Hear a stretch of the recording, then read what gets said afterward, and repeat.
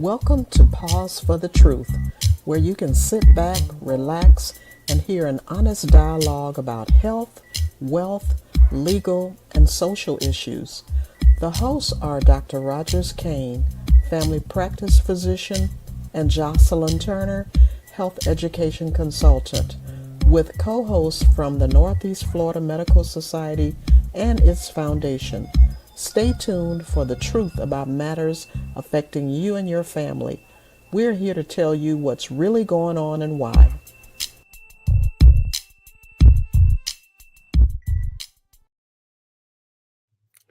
Good evening and welcome to Pause for the Truth. I am your co host, Jocelyn Turner. Oh, it's been a minute since I've been on. I missed a few meetings, traveling, going to conferences. And now, Dr. Kane, before we get started, I have to point something out to you, my earrings and my necklace. So let me just show it closely because my alma mater, the I University of don't want to hear Florida, that mess. I don't even want, are well, this is the mine too. national champions of the men's basketball. So it's been a wonderful day for us Gator fans here across the Gator Nation. How are you I'm doing this looking evening, forward Dr. to your women's best, your women's gymnastics. You know, they're on the hunt too. So I am looking forward to the women's just gymnastics. And I guess Well, since I am a battle weight graduate of UF, so I guess I can help you celebrate since I'm a battle weight graduate. yeah, it was such an exciting game. I tell you, a lot of Gator fans are just having a good time today. And I was at least I changed, Dr. Kane. I took off my Gator shirt and just put on a regular top. So I didn't want our guest, Miss Linda Lockett Brown, our just In-house, wonderful registered and licensed dietitian who's our joining us in-house this dietitian. evening. Yeah, yeah, we may as well. I wanted to say our resident That's good enough. dietitian. How you doing this evening, Linda? I am just fine, and I graduated from there too. So Oh, did you really? Oh, yeah, wow. I did. Yeah, Awesome. well, Well, sometimes we get multiple degrees in places that it's okay, but an original degree from where I went, from whence I came, is FAMU. So I'm proud. I am happy for the Gators. Be quite frank with you, I guess better them than the other guys. Yeah. So yeah, it's really good. So thank you for allowing me to indulge myself. I am if it seems like I'm distracted, I am. I was trying to invite some folks because when Linda comes on, it's always a good time. She has such a wealth of knowledge. When we had Linda on before, we had her on with the cardiologist, and we knew then, why do we have Linda on with someone? She has so much information to share all by herself. And so if you have any questions to our listeners, if you have any questions about, what should I eat that to help me manage my chronic health conditions, I tell you what, Linda is the person who can help you. And so, Linda, tell our audience a little bit about yourself, just in case, I don't know how, but just in case it's their first time seeing you. Well, I am a registered licensed dietitian. Been in private practice since 1990. I've worked in a lot of different settings. I worked for hospitals, nursing homes, Head Start, and with my degrees in food science from the University of Florida, I actually feel like I've come from the dark side because in my training, we were taught how to get people to eat themselves into oblivion. So now I'm on the other side trying to help people make good choices so that they can stay healthy. And eat themselves out of oblivion, right? Oblivion. That's right, eat themselves out of oblivion. And I do have a private practice in Orange Park. And we have a nationally accredited diabetes education program and a diabetes prevention program. So we're constantly enrolling folks in those, and we would love to have anybody in the audience join us in our classes. People leave really excited because they feel more confident in knowing what they need to do to control their blood sugar. So let me put Yeah. my plug in. I will say that I've sent a bunch of patients to Linda, those with diabetes, and that's not necessarily those that they have to have diabetes, but she's helped them out with the cholesterol. She's helped them out with the diabetes, high blood pressure. It's just a good training that my patients get that I can't give them because I don't have the expertise to be able to give them. And they need to be able to spend a lot, somebody need to be able to spend time with them. So I'm gonna put in a plug for Linda and what she does on a regular daily basis. thank And you. I'm sure she appreciates that. And one thing that people have to keep in mind, many, not all, because Linda can tell you it's something she's been battling, but many of us have health insurance that allows us to go and see specialists. Seeing Linda is a specialist. She is a specialist, I should say. Unfortunately, some insurance plans don't accept her services. However, I'd like to challenge you to check to see if your insurance plan does cover it, and we'll make sure you have Linda's contact information, the name of her business on the screen. And then if they don't offer or allow you or cover a registered dietitian, start advocating for it. That's one thing we need to start doing more for ourselves, and that is advocating for services that we need. And quite frankly, why not, tell them like, look, I'm trying to get off this medication, which will save the industry. And so but I need some help with a professional who can talk to me about the things that I eat. So Linda, we're talking about the topic, nourish your body, don't just feed it. And that kind of falls in line with what you said, being on the other side. What does it really mean to nourish your body versus feeding it? Well, I have some slides. Tyrone, can you show the slide set? Um, when we eat, most of us eat based on what we ate growing up. Yep. And so that just is what it is. And so I like you to think of this as yourself if you don't have all of the vitamins and minerals on board. You're kind of droopy, kind of wilted, kind of draggy, look a little odd. And this is what you look like when you are adequately nourished. You're strong, you can think, you can focus. And for many of us, as you get older, actually trying to focus sometimes can get harder and harder. So without enough vitamins and minerals on board, you can't do it.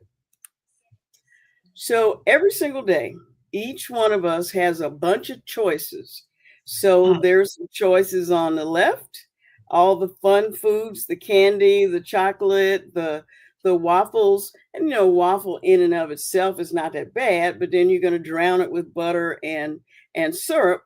So that's a different conversation. But over on the right, look at all these beautiful colors. And if you wanted to change one thing to improve the quality of what you're eating, it would be to make everything on your plate colorful and not from artificial dyes. And not colorful M&Ms, right? No, not colorful M&Ms. Yeah, I was gonna say Not Skittles. So we're talking about not the fake colors on the left, but the real colors on the right. And it's actually predicted that a child that's a toddler right now will not even know what a real fruit tastes like or what a real fruit looks like because they're so accustomed to the colors on the left. Hey, Linda, can I say something real quick?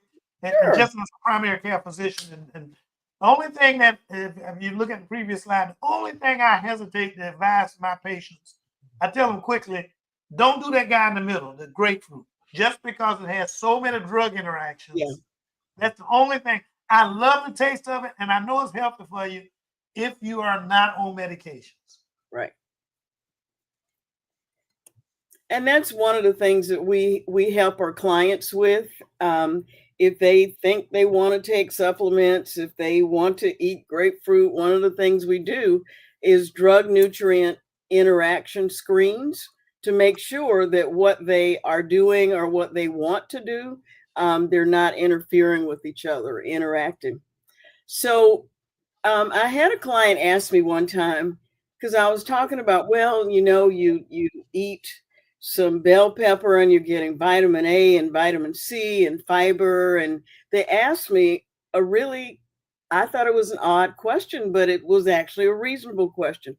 And the question was, when you eat, do you think about the foods that you're eating in terms of nutrients?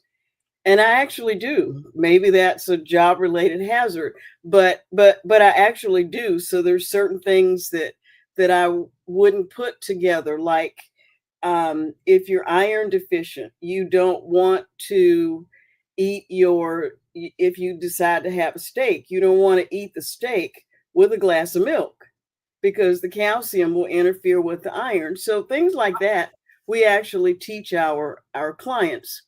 And so when you're Wait a eating, minute. Wait a minute. What? Steak and cheese. But go ahead. Wow. Wow. yeah. So, if I eat a steak, it's other than the fact that I like it, but it's to get iron. And so you wouldn't want to eat that steak and drink a glass of milk or have some cheese on your salad. You wouldn't want to do that together because then you won't absorb the iron from the meat.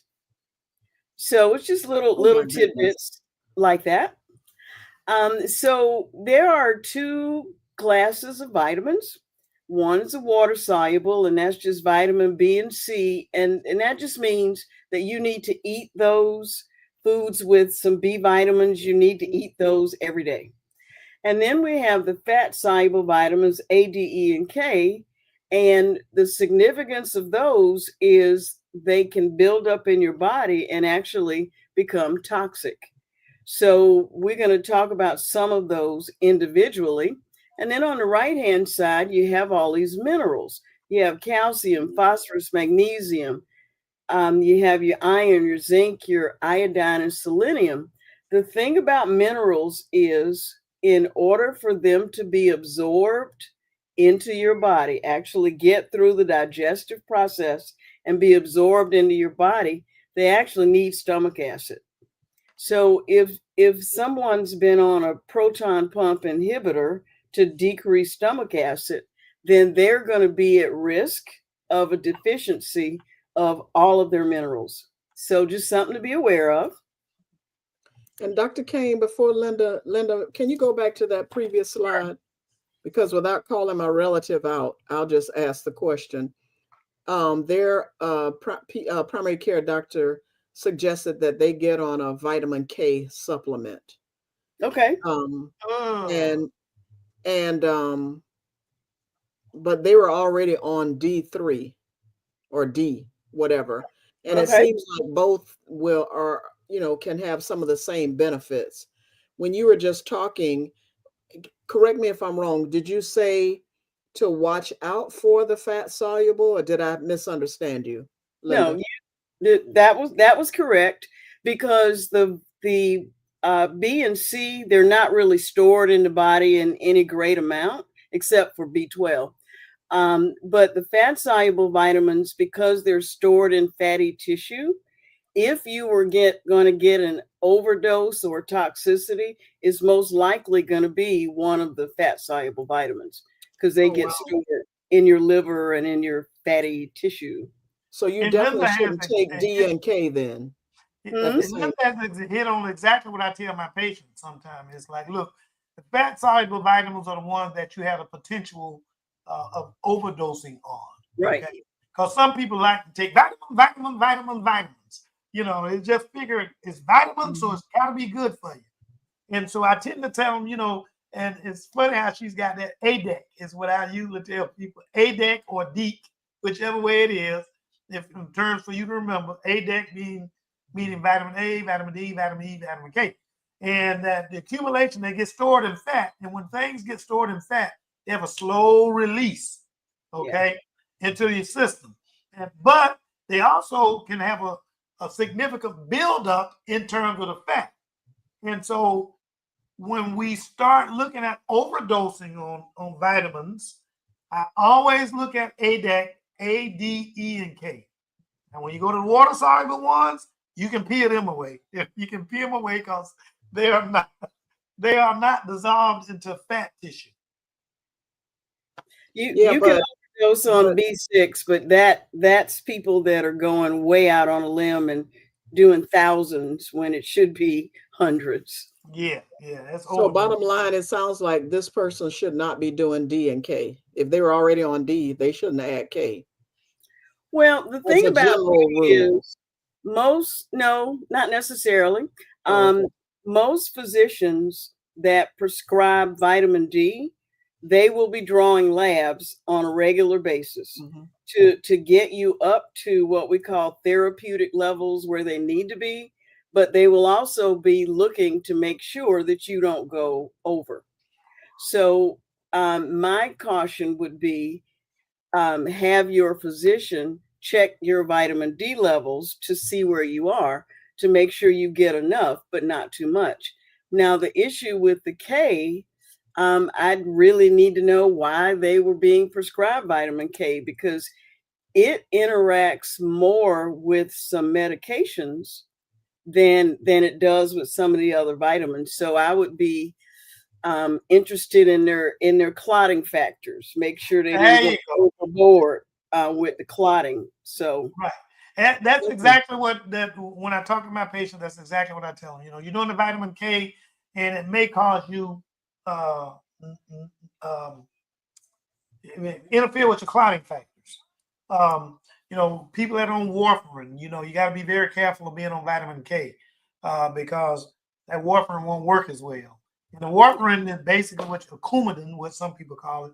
That's what you're doing when you got blood clots, and for those people who are very prone to blood clots. The other thing I look at is vitamin D. When I'm looking at it, is that African Americans, typically we can get our vitamin D. Most people typically get their vitamin D if they get enough sun exposure. Okay.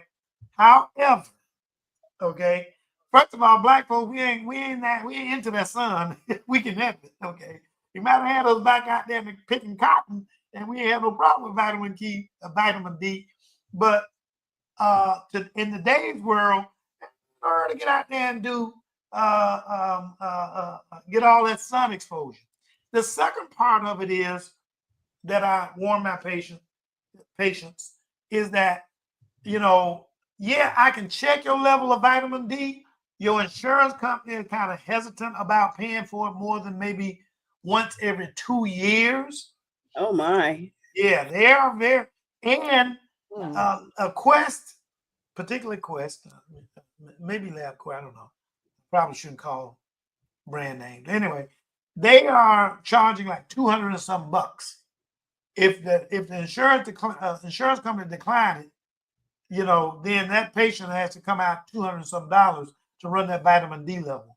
So I typically try to figure out exactly, first of all, I draw a level, see what it is, what that vitamin D level is, and then I prescribe vitamin D supplement appropriate to it, and especially when I start looking at African American patients, because we have this melanin in our skin that help prevents vitamin D conversion from cholesterol and the rest of the stuff in our skin because of our melanin in our skin. So we don't get as much sunlight as our Caucasian counterpart, even if we're in the sun the same amount of time. We just don't get it. So we don't get the level of conversion. So vitamin D supplementation is okay in the dietary form.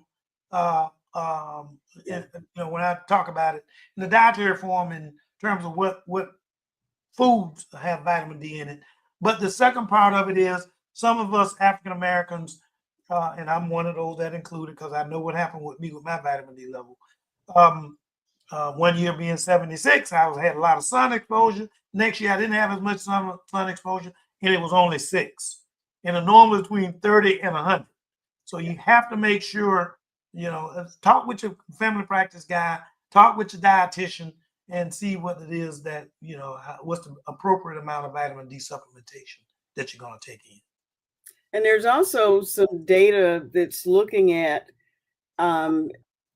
percent body fat and vitamin D levels. Yep. So some of the charts that you might use to decide how much to give a person, those may not be accurate if you are carrying a lot of body fat. Yep. So it's just something to be aware of. Fat people, fat black people, you got to be careful. I'm not going to say it that way, but anyway. I will.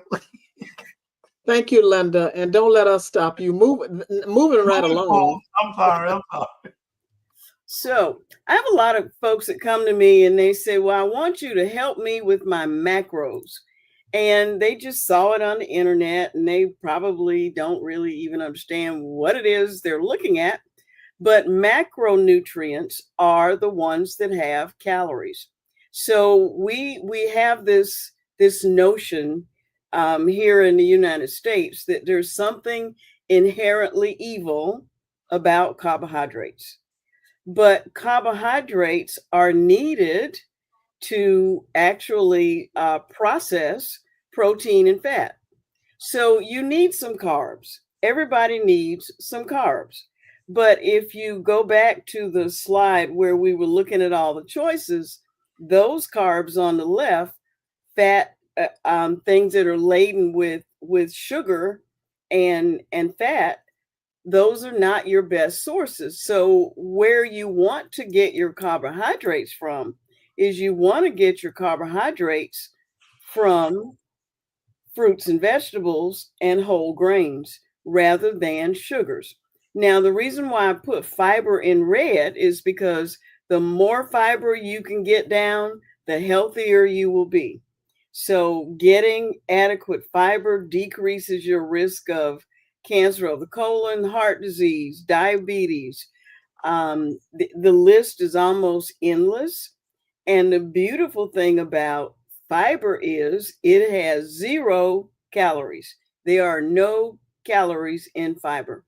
Now, the macronutrient that's been elevated to, high esteem is protein. And you can eat a high protein diet as long as your kidneys are healthy. So if your kidneys are not healthy, then all bets are off and you need to moderate your protein intake. But that's one of the things that we do in my practice is you bring me your lab work and I'll tell you how much protein that you need to have in a day, and then I'll show you how to get the protein. Now, an issue that I'm seeing a lot with my clients with regard to protein is if you don't have a lot of money to go to the dentist and keep your teeth healthy and you lose your teeth, I see people getting protein deficient because if you don't have teeth, you can't chew meat, you can't really chew much of anything. And so those folks tend to get protein deficiencies because they just can't chew it enough.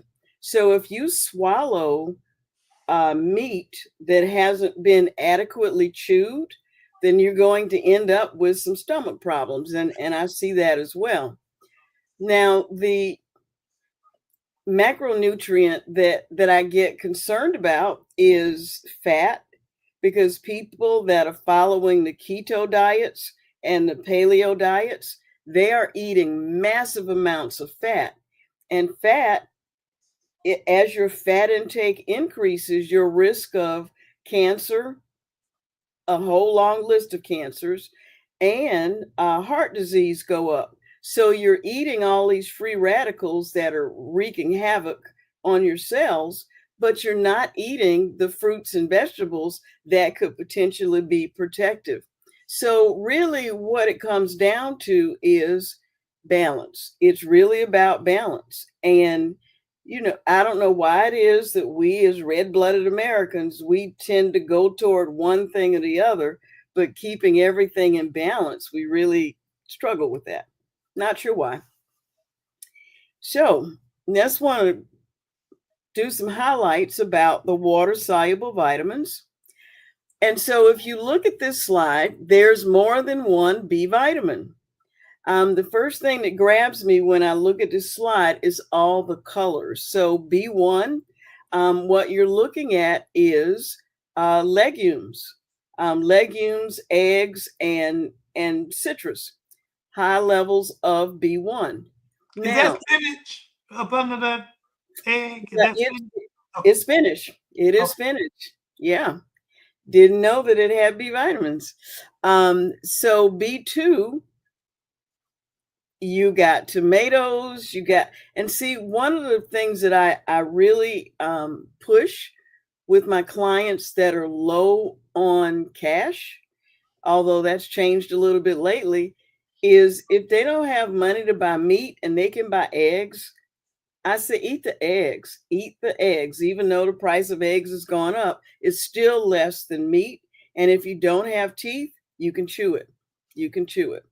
So B2, we have B3, B6, we have B7, which is biotin, B9, and then we have B12. So of the B vitamins, the only one you really have to worry about as far as toxicity is B6. And it's like Dr. Kane said earlier, it's only a problem if you get it from supplements. It's not a problem if you get it from food. And then the other one that's stored for 3 years is B12. So if you decided tomorrow to become vegan, you would probably need a B12 supplement.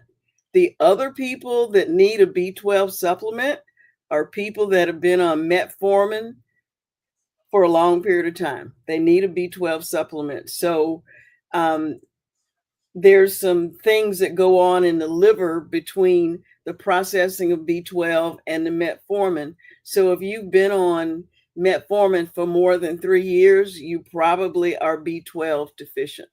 So I got a question, Linda. B12, what are those items? I think I need my glasses. What are we got some beef liver, we have some shrimp, we have some tofu, which is just about the only plant source, and then we have some scallops. Oh, okay. So B12 is basically found in animal products. So we have some cheese and some milk. So even if you decided to be vegetarian, if you eat cheese and drink milk, then you would get adequate B12. So, and then we have vitamin C.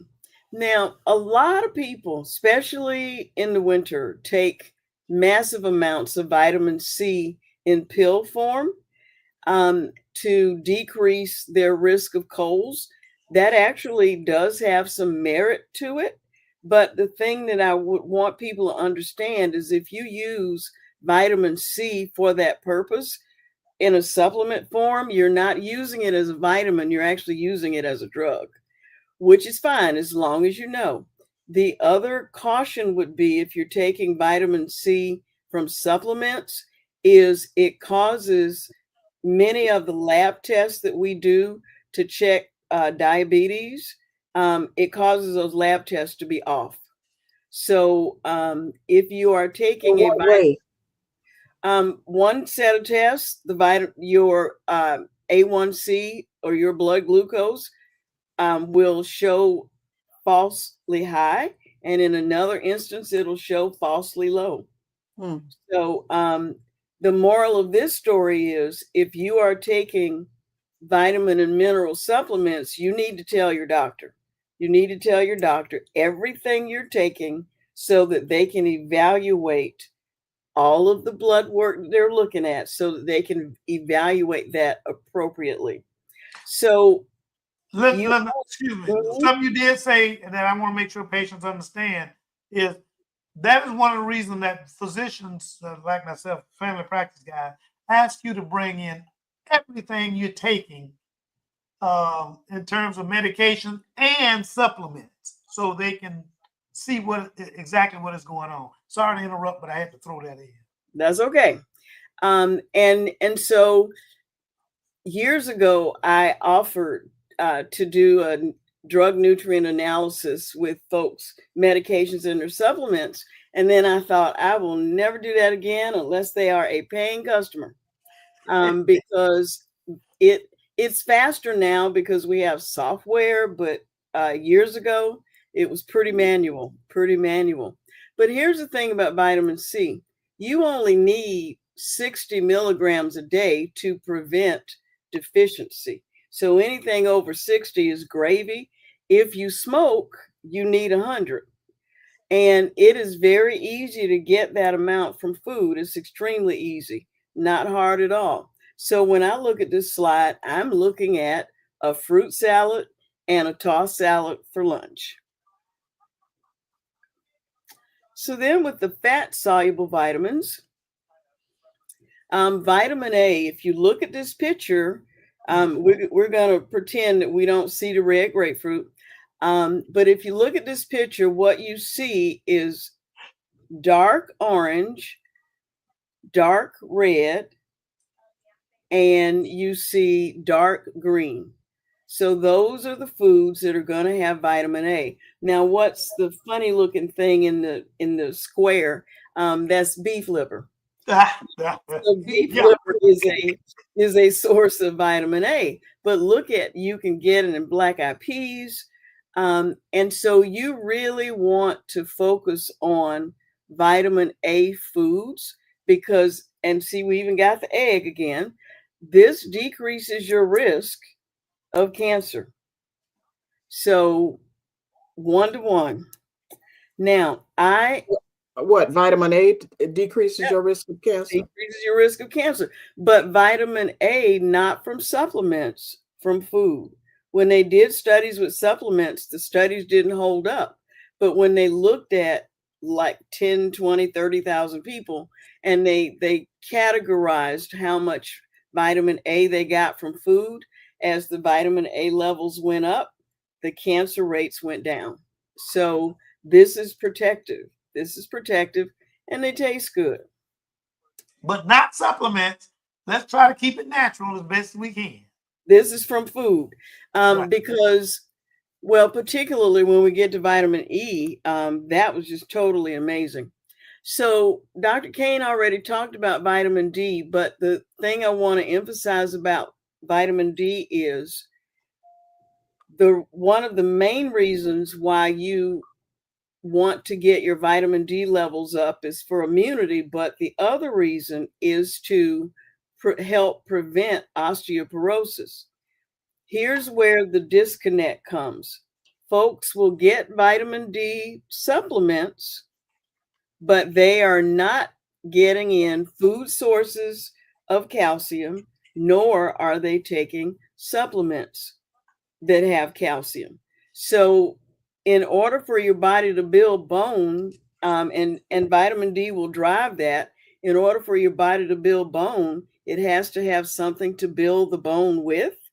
And what it needs to build the bone is calcium, magnesium, and actually vitamin K. So you need all three.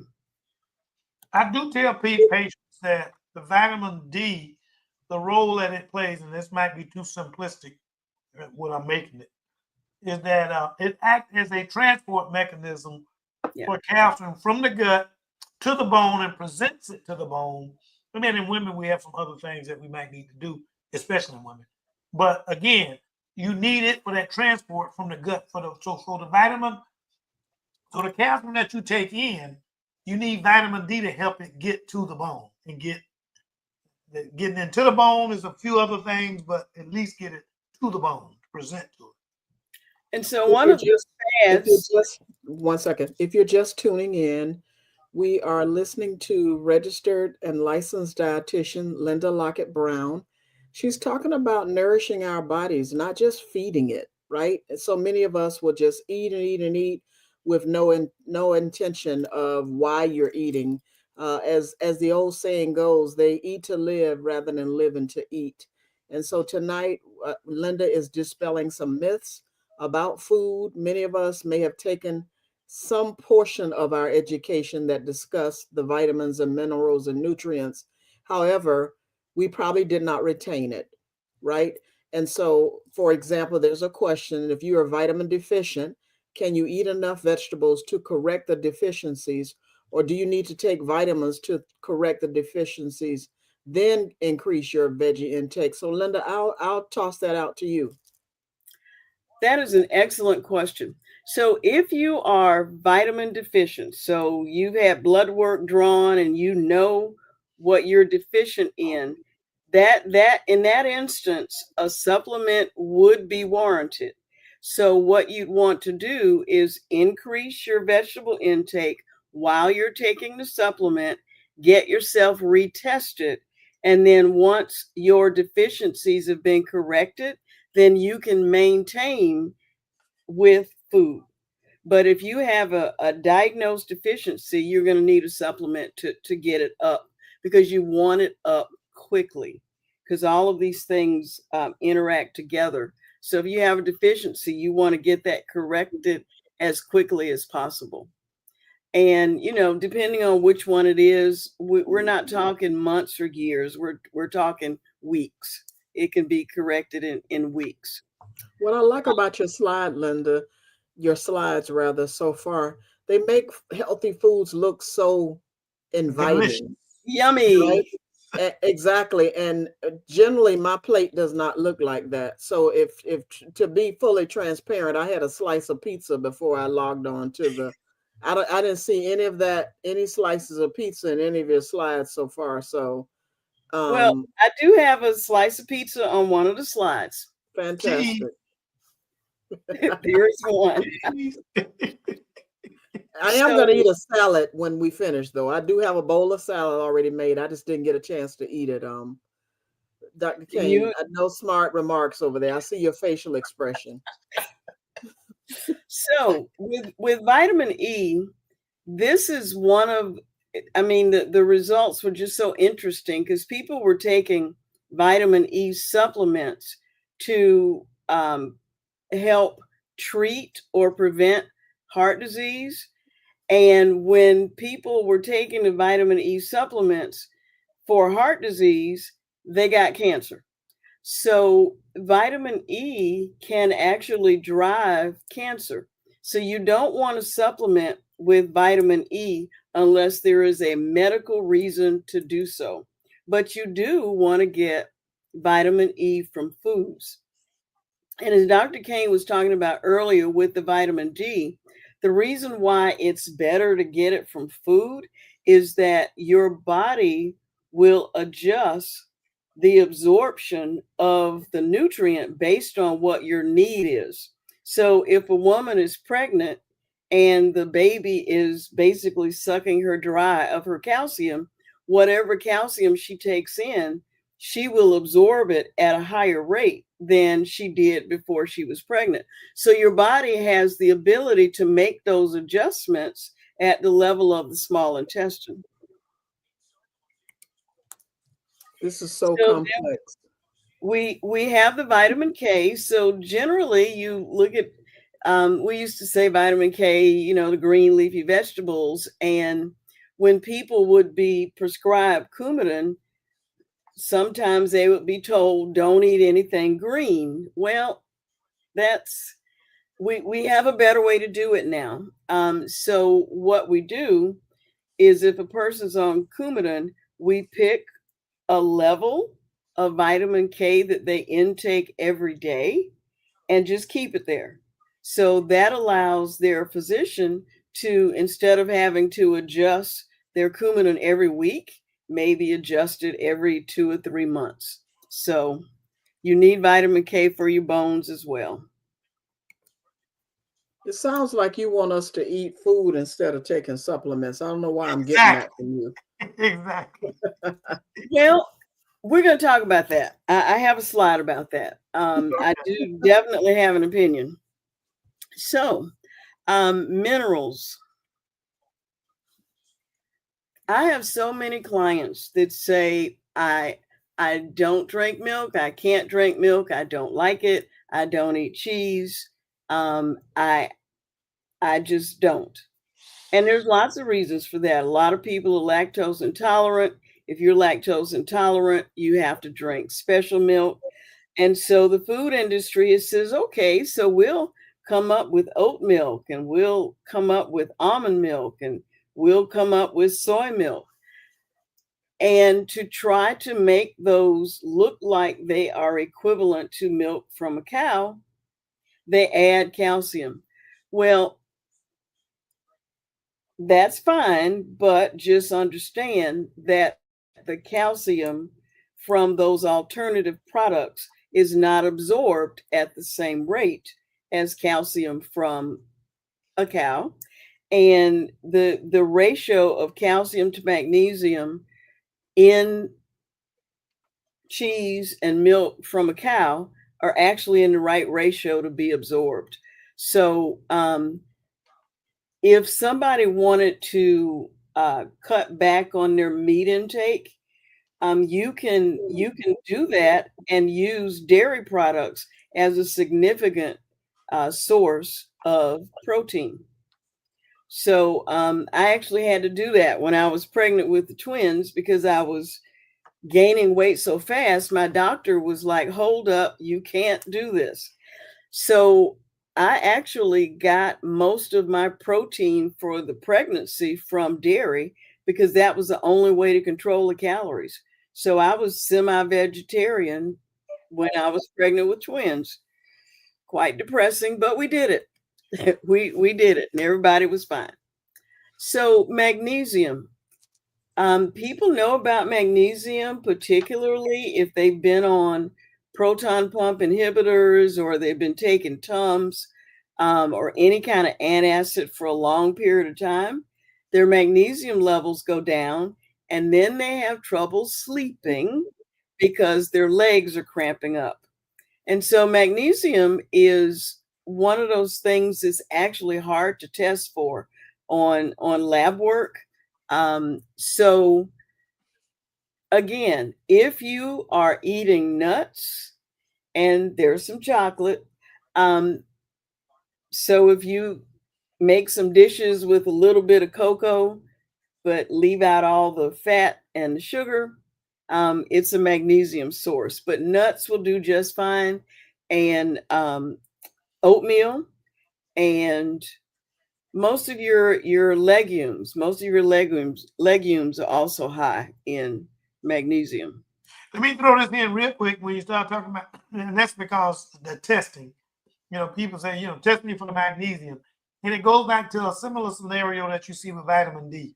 Your insurance company will pay for testing up to a point, and at some point they stop paying for it again. Maybe like every couple of years they pay for it. So, the best thing that we can do is, if I think there's a magnesium deficiency, I go ahead and check it, based on whatever the patient tells me. But I try to look at their pocketbooks, and if we don't have to order labs to test for magnesium, I don't usually do it. I encourage more of what Linda is saying, eating the foods that are high in magnesium rather than trying to take magnesium. Because when people try to take magnesium, they may give it a magnesium citrate, which is going to be used as you wind up getting diarrhea from it. It just depends on what the salt of magnesium is. So you have to be very careful when you do magnesium supplements. Sorry. Right. I So, want and to interject something. Hmm? I want to interject something real quick, Linda. As you talk, and we've had conversations before about Dr. Kane and I about the difference sometimes in people by race or culture. It, do we need to is any of the information you are presenting, is it just general across the board?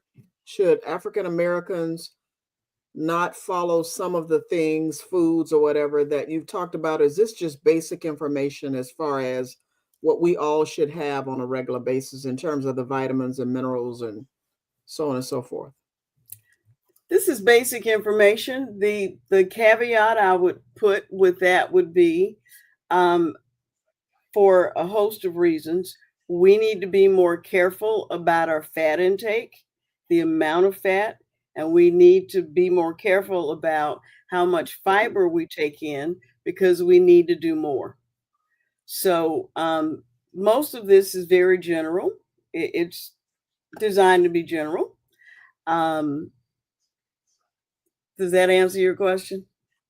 Yeah, it does. And that pizza is looking like it's totally not what I should have had, but move right along. Wait a minute. Before you move along, I will say about the magnesium.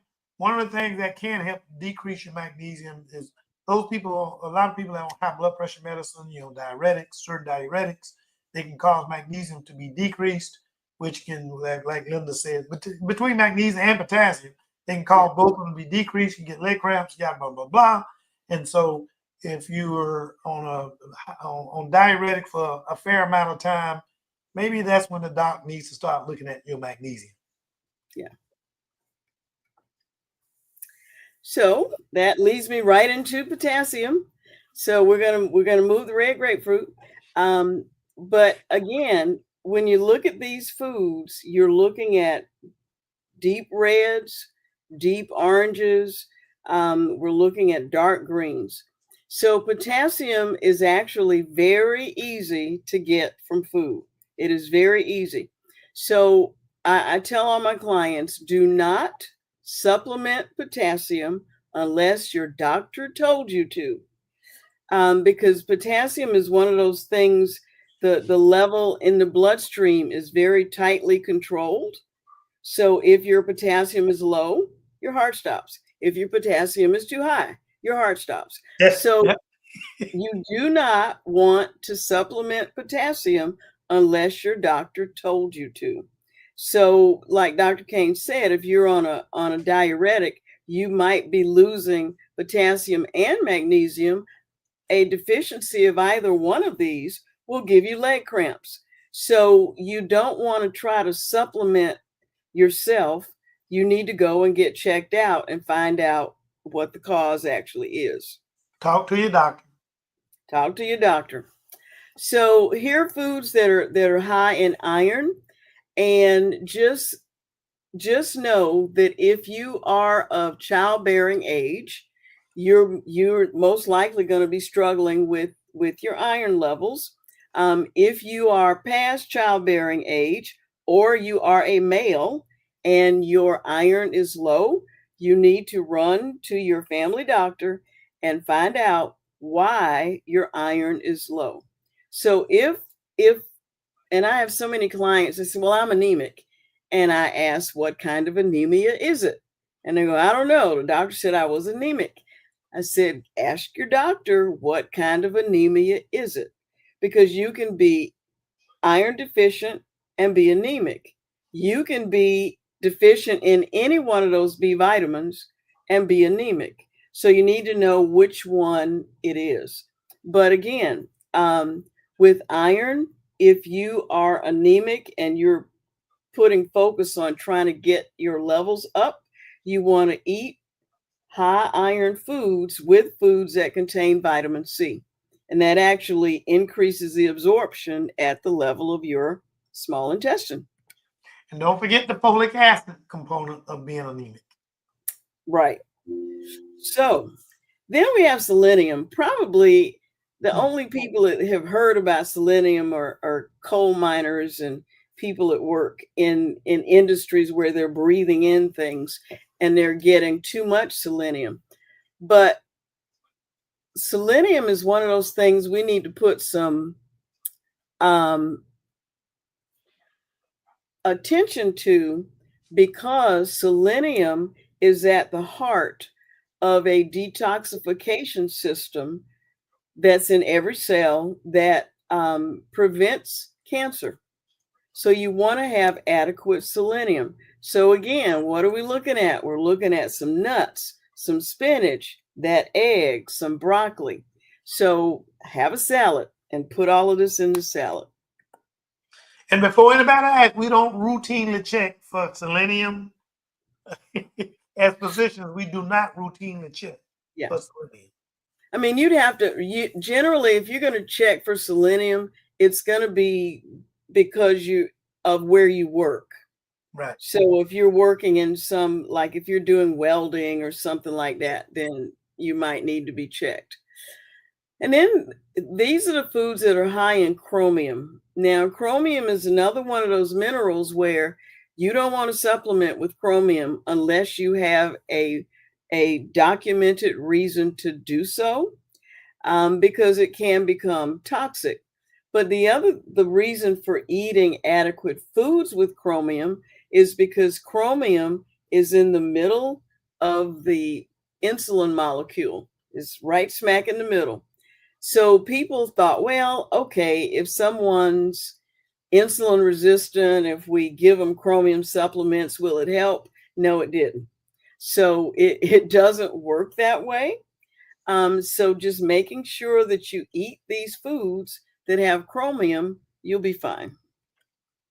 Linda, you know what? One of my friends texted me, and actually she called me, and I talked to Dr. Kane about it.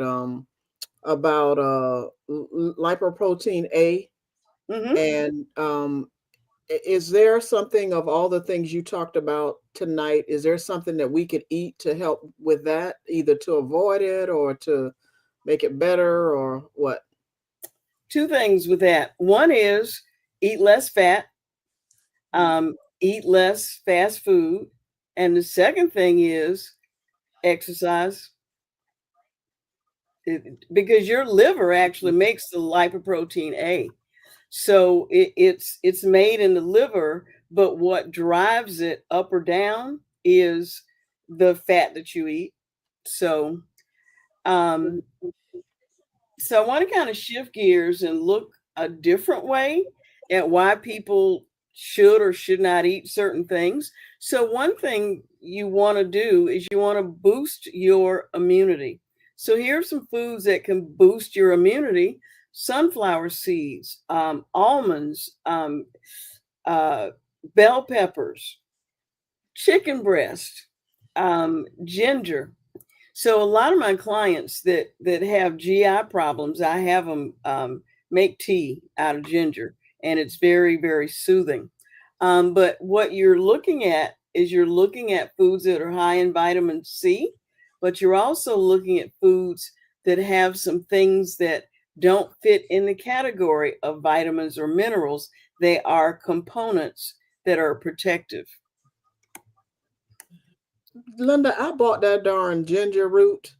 I didn't Yeah, know how to handle it. I mean, I'm like, what in the world am I supposed to do with this? I looked at that strange thing right up there under the word I know. immunity, and It's I had no clue how to handle it. So What when to you do talk with it? about adding it to your tea, am I supposed to put that whole thing in a pot of water? Am I supposed to shave it off? You shave it. You shave it and then you put it in water and you steep it.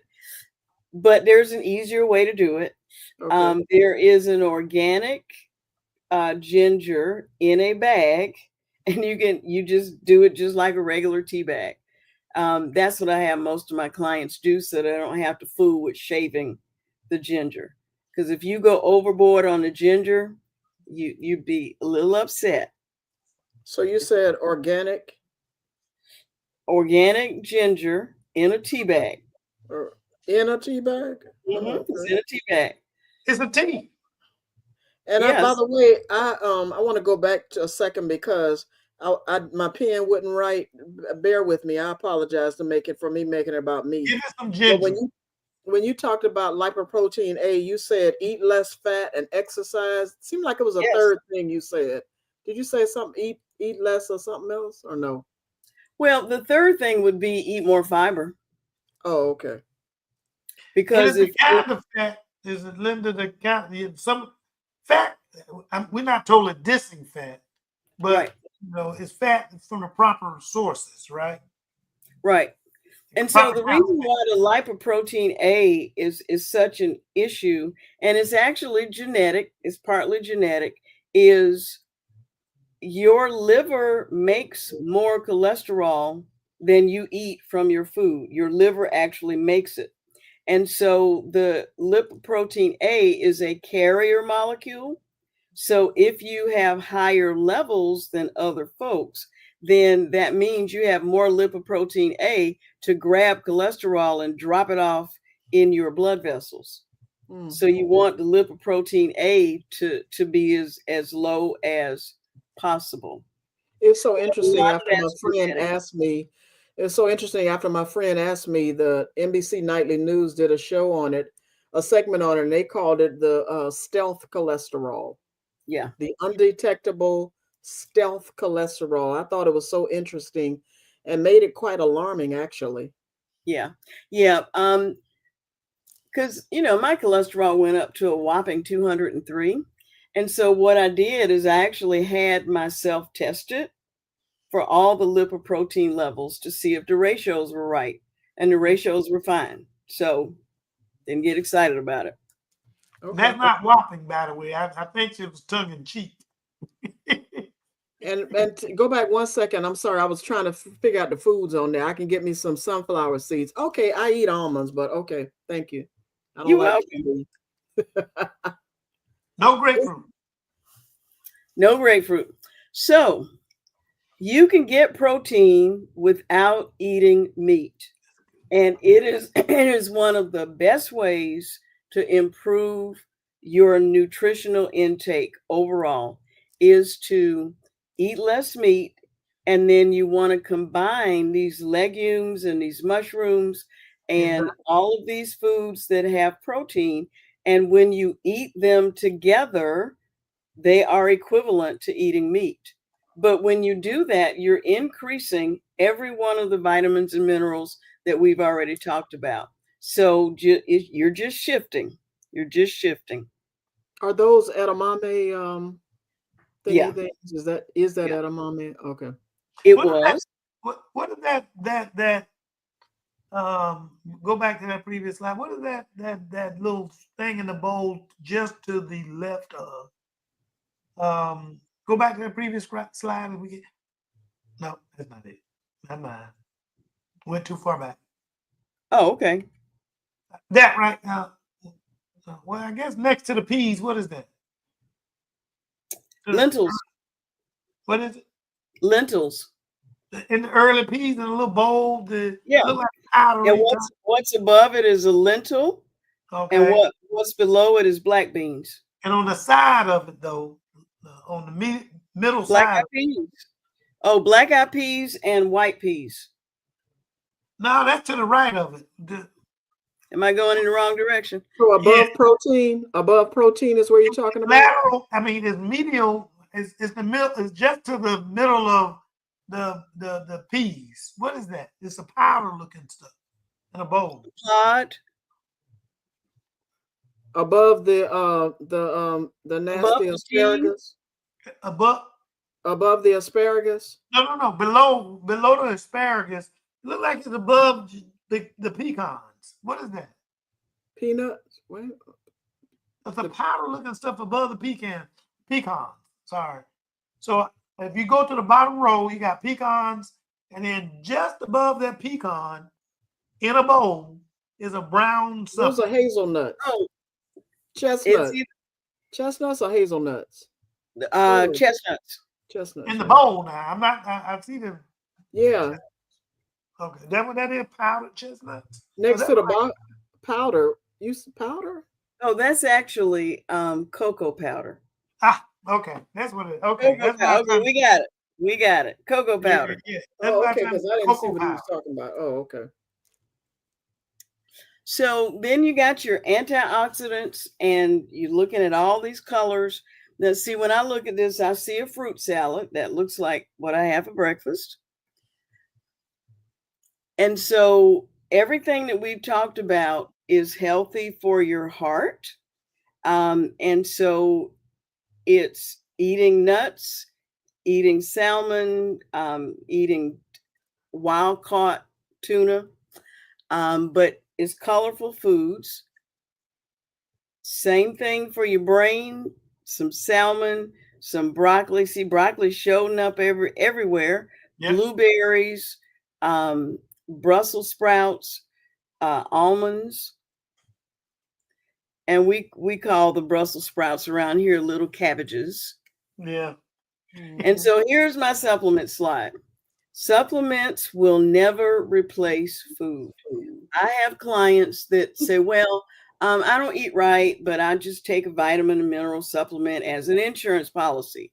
It will not work. It will never work because many of the carriers that you need to get the vitamins and minerals absorbed into your body, the carriers are in food. They're not in supplements. It look So like the stuff you got surrounding the supplements of the stuff. It's the stuff you need to eat instead of the I was exactly, thinking the supplements. same thing. Hey, exactly. Linda, let me ask you a quick question on that note, because I know a lot of people who will go to these smoothie shops and will get a Oh yeah. smoothie and they'll add, protein powder and spinach and kale and really think that they're doing it. Like, I'm getting my fruit, I'm getting my this, that. What are your thoughts on that? I am not a fan of smoothies from smoothie shops because you need to eat your food rather than drink your food. Because when you drink your food, you tend to overdo it. And let's say you got a smoothie and it was based on spinach and kale, you're not going to absorb any of the calcium from the yogurt that you put in the smoothie. So I would rather folks just, if you're going to have a smoothie, have it as get a little teeny one, have it as a treat every now and then, but having it as a meal and throwing stuff in there, I am not a fan. And that's One of because of your previous slide where you talked about some foods like don't have the steak with milk because Right. say that again because I was trying to take notes of what you said about that. You wouldn't want to have a steak with a glass of milk or yogurt or cheese because you're not going to get the iron out of the steak. Okay. the other thing, real quick, that I see with some of my patients, because some of them come in and they want to say, "Hey, I drink a protein, a protein shake." They want to talk about it, and what they include in that protein shake a lot of times is creatine, and then I wind up seeing a whole bunch of kidney problems. That's So right. yeah, so stay away from that protein And shake if you don't know exactly what you're doing. people have Oh, I know died. people who drink them every day too, Linda. Oh my goodness. Yeah. Instead of a meal. So one of the ways you can get started is to redefine snack. A snack is not chips and dip. A snack is not potato chips, popcorn, granola bars. If you snack from the food groups, so you slice up some vegetables and dip it in balsamic vinegar, not vinaigrette, balsamic vinegar, and have that as a snack, you have just improved everything. What's the difference between Amazing. vinegar and vinegar? I mean, what's the difference? Okay, I missed it. One has fat and one does not. Okay. Oh wow. Which one don't give you acid reflux? Neither. Glad there are some of us. So drink some water. If I you have a salad that looks like this every day, Yep. maybe even twice a day, Hmm. you've just increased everything that we've talked about. Oh wow. And here's the pizza. No, ma'am. This Yeah, this is yeah. I can this do is without the corn, but everything else looks good. No corn, but everything I else. know it all looks good, but I never thought of putting all this on my pizza. No, she well, didn't say it. She said, "Here is the pizza." this is a pizza, actually. Oh, it is. Yeah, it is. This is actually a pizza. It's a vegetarian pizza. And cheese up under it. Yeah, there's cheese under there. There's some And the sauce bread. under there. Yeah. Oh, okay. Yeah, if you look closely, you can see it. But this Wow. is a vegetarian pizza. Hard to eat though, because it's kind of heavy. Yeah. But Seems very, like very the bottom tasty. line though, Linda, what I get from this is we need to buy our pizza oven and make our own pizza. Oh, absolutely. This is a website that I highly encourage folks if you want to kind of back off meat and go more to the vegetable is to start. It's called Meatless Monday. where you just have a meatless meal on Monday. And I love this website. If you have high blood pressure, you gotta be a little careful with it because they say canned beans, but just cook your own beans. But this is a good place to start. They have a lot of recipes, fairly easy recipes. Um, Meatless Monday. And so that's what I wanted to talk about. So, Wow. nourish your body, don't just feed it, because you really are what you eat. Yep. Wow, this is great, Linda. I did take notes, and you hurt my feelings on some of the slides, but I'll get over it because it's not about me. But I mean, It's a a It process. is about you. lot of food for thought, though, and again, it's almost rewriting what we've been raised on. When Yeah. you talk about liver, I like liver, but it probably is not the way that like not the chicken livers from the fast food restaurant livers. You talking about me Yeah. cooking my own liver, Yeah. and And and only if you have reason. only if you have what? Only if you have a really good reason to eat liver. I hate Yeah. it. I got a real good reason not to eat it. Yeah, I like liver. So I mean, I don't eat it often because I don't like cooking it. So that's that. No, let me take that back. Because Linda, the other part of what I've shared when it comes to food preparation or eating right is the way we prepare it also can kill it. Yeah. Yeah. Like the greens don't look green anymore. Right. Right. You know what I mean? My in-laws laugh and they'll say, well, she'll cook you some vegetables, but they're still pretty raw. Because we do the al dente thing. What's Yeah. that? It's where if you were cooking green beans, you put them in some boiling water for about 2 minutes and take them out and serve them. And they're I, nasty. They taste raw still. I can't crunch that. I'm sorry. I Mm-mm. shear them in. I might shear them in olive oil. You know, Right, more I'll do so that. than I would. Yeah, but Linda, I want to ask another question though, because when it comes to the economics of food purchasing, we always used to tell people when I was at the health department, fresh is better, then frozen, then canned. I know some people will say they'll buy canned products, but they'll at least drain them and rinse them. Does that really make them healthier if can is the option that you need to choose? Whew. That's a mixed question because when you drain them, you are lowering the sodium content, but you're also washing down the minerals. Hmm. You're just going down the drain. But as far as the order, it would be for nutrient content, it would be frozen, then fresh, Hmm. then canned. Really? Yeah, Wow. because um, the oranges that are grown in Florida get trucked up north and out to California. The oranges in the grocery store from California. So we ship foods all over the country. So foods that are frozen are actually frozen within 24 hours of harvest. Okay. So, um, from an economic standpoint, I've been encouraging people to get frozen, and I got to give some props to Walmart and Publix and Winn Dixie. In the freezer section, you can get food that is labeled with the Publix brand, the Winn Dixie brand, the Walmart brand. It's the same food. So they're going to sell it less. The bag will not be as pretty, but the nutrients are the same. Wow.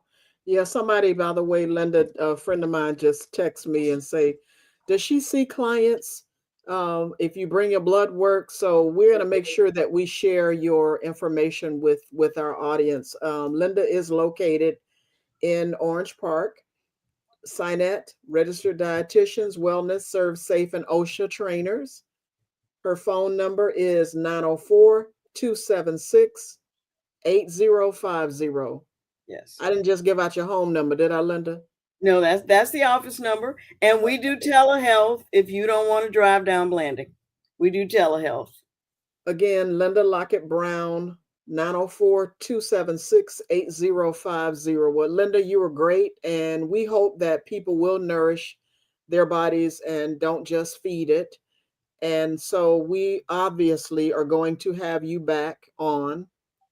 And because you just has shared so much good information. And I've known Linda now, I'm ashamed to say, about more than 10 years, because if only I had followed the advice she's given, I would be better off. But I tell you what, this time of year, I've been sharing it with some folks lately. This time of the year is really a good time to adopt a healthy eating habit because vegetables and fruits are so plentiful versus in the winter months when things get, but shoot, listening to you today, just buy frozen vegetables. Yeah. Never looked at it. I had it backwards then. We always did fresh, frozen, and then canned. So you're suggesting frozen, fresh, and then canned. So thank you so much for joining us. Do you have any final thoughts for our guests before we let you go? I would say don't try to do it all at once. Look at your life, your issues, your family history, and pick one thing that you're going to start on. And once that becomes a habit, then you can go on to item number 2. But don't beat yourself up about what you coulda, shoulda, woulda. That doesn't really get you anywhere. But just pick one thing that you're going to start on and start. Thank you, Linda. Dr. Kane, what are your final thoughts? I'm going along with Linda. Practice make perfect. You start practicing. If you decide you want to be a basketball player, you start taking some basic steps to be, to shooting the basketball and handling the basketball. So when it comes down to your diet and changing your eating habits, take some basic steps. And as she said, put one foot before one foot after the other or before the other, however you want to state it. And over time, you will get to be an expert like Linda is. Yeah, and thank you again, Linda. A wealth of knowledge. I mean, every time I mention your name to some folks, they were like, "Oh man, she is so smart. She really knows the food." And again, as Linda just said, this is very complex. I've shared with people, no matter how long a career I had in public health, 36 years as a health educator, my upbringing always trumped my intellect, literally, because I was raised to prepare foods a certain kind of way. And now you're asking me to do what? Right. And so, but it's steps, small steps. Like now I am playing with the air fryer because that's the latest thing that people say, instead of frying, to use the air fryer, which I never liked frying anyway. So that was never an issue for me. But thank you as always for imparting your knowledge. And of course, we will have you back on again. Thank you all for tuning in to Pause for the Truth. Tune in next week as we have another expert to share really important information for you and your families. And of course, we're going to ask you to do us a favor, and that is to subscribe to our YouTube channel, Pause for the Truth. And we will have this broadcast available just in case you didn't catch the whole segment. It'll be available within the next 24 to 48 hours. And of course, we'd like to give a shout out to our behind the scenes technology wizard, as he calls himself, Tyrone Jackson. Thank you again for tuning in to Pause for the Truth. Good Thank evening. you, Linda. Bye. We appreciate you spending time with us on Pause for the Truth. Ms. Jocelyn Turner and Dr. Rogers Kane are grateful for your support. Don't forget to like us on Facebook, catch us live on Twitch, and most importantly, subscribe on YouTube. A big shout out to Tyrone Jackson at Call Tyrone IT Services for keeping us connected. Join us every Tuesday at 6:30 p.m. Eastern Standard Time for more enlightening discussions. Thanks, and see you next week.